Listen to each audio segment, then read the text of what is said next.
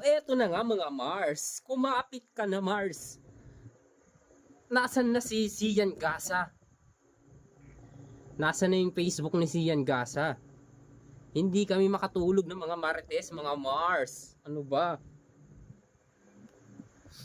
Eto nga kasi yung mga nagpapakalat na issue dyan kay Ivana,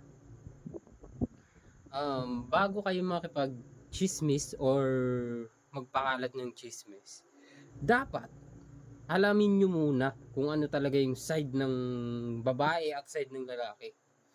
So ayun lang, hindi ako nakikisaw-saw ha. Yung sa akin, basta makinig na lang tayo sa reporter, bahala na sila dyan. So ayun lang mga Mars, ha? Si Sian Gasa ang hinahanap ko mga Mars. Woohoo!